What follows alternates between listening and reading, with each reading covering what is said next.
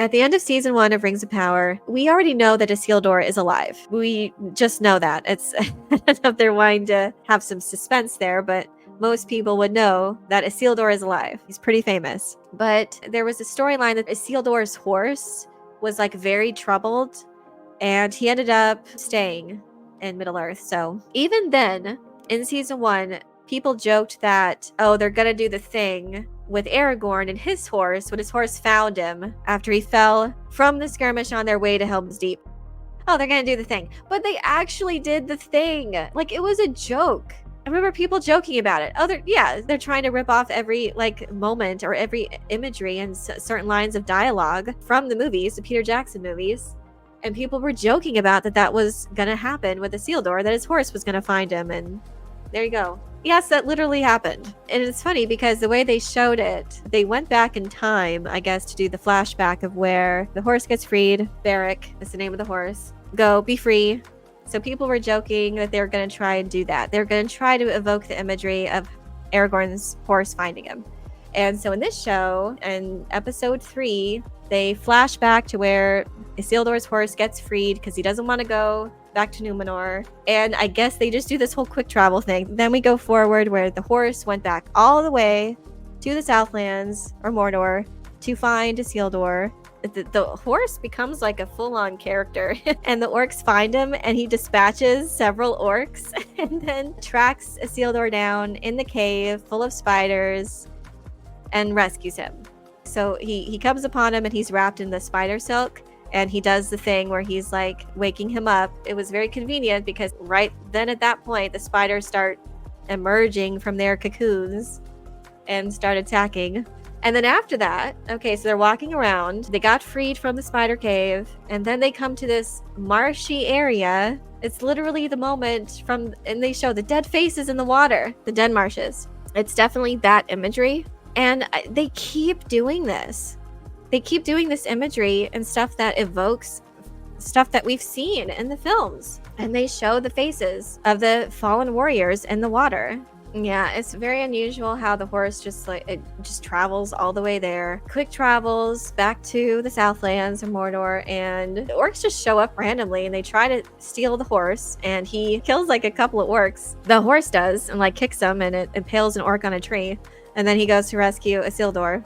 They even have to like up the ante when it comes to the horse finding its owner. Now he was like part of the skirmish. He was dispatching more orcs than Isildur. It's just so silly and over the top. And again, when you've established even the horse just quick traveled, we're here 1 second, he's leaving the horse behind, and then we go across the map. They show the map, then we go across the map to where Isildur is, and there we are with the horse. So when you establish this quick travel thing, there's no sense of scale, there's no sense of urgency or progression of time, and so it makes no sense then for why the messengers didn't get there to Celebrimbor. Or why no one checked on them when they clearly didn't show up after a while. Anyway, it's just, again, just these over-the-top things. The horse is just here 1 second, and then there the next, and he's dispatching orcs. He's going into the spider cave and rescuing Isildur. It's so silly. It's so over-the-top. And do we have any suspense that he was... Why did they do this to his character? We all know that he was still alive. At this point, I was so tired of just seeing familiar imagery, stuff that we've already seen, and that you're trying so overtly trying to remind us of.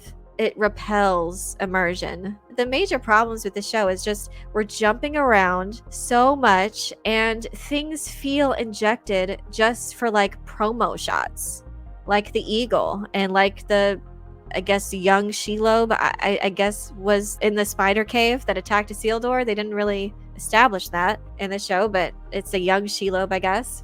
I just cringe at the thought of like all the things. It's just so derivative. It is the epitome of derivative. Every plot line is so simplistic, so lacking nuance, subtlety, complexity, and it just feels like all the characters are so dumbed down. That really doesn't make for compelling and intriguing stories. Almost every frame is derivative of something. It just feels like it's a ploy. There's like so many opportunities where they could have really spent time to develop the characters and have their inclusion mean something. And instead of it just being a ploy, and I know we're going to get more of that with Tom Bombadil and Entwives. Again, it's just I can already tell the path of how derivative this will continue to be. I can already just see it because you continually remind us of the superior story. I continue to be amazed of how those stories, those films make me feel. Like, it just immediately sets the tone with the prologue. It gives you all the information that you need to know. And then where do we go from there? We go to the Shire. We go to Bilbo or Frodo, like I think depending on what version you're watching, and Gandalf. We are given the information that we need to know, and we spend time with each character, and each character's introduction is so well done, and they stay with the characters, and even when the characters split up, their stories are still connected. Their journeys still are together. They're working together. And we're not jumping around to like 10 different places. And we have that sense of scale, and we have the sense of the journey and the progression of the time that's going by and how large Middle Earth is. And we're getting none of that because they just want everything. They want to forego character progression and time to get to the good stuff, to what they think is the good stuff. But you have to put in the work, so those moments, those epic moments of like Helm's Deep, will mean something. You have to have the moments where they're just journeying there to Helm's Deep to get to know the characters more, to see them interacting with everyone else. And we learn more about people's backstories, and we develop even more of an attachment to the characters by seeing their attachments to each other grow. That way, when you get to the good stuff in their mind with Helm's Deep, it's that much more engaging and immersive because we feel such an attachment and we're so invested into the characters at that point. They just don't want to do the work to do that. They just want all the epic parts and don't want to do any work in regards to spending meaningful time with the characters and to actually build up the story. So we'll see how this goes. They've already spent $465 million of their $1 billion allotment for 5 seasons for season 1, and I can't even imagine how much season 2 is going to cost.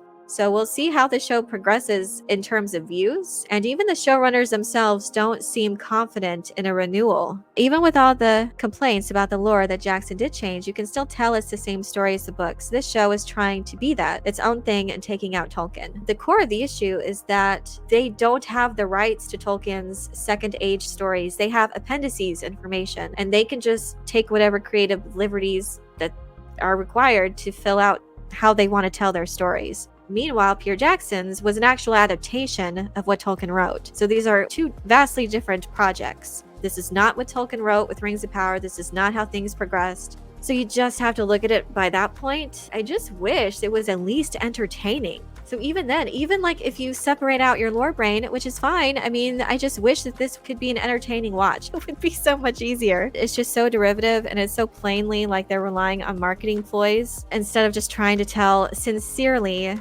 a good, compelling story within Tolkien's Second Age. It just feels so corporate and very superficial, very derivative, and boring. Amazingly. I don't know how they even managed to make it worse, but they did.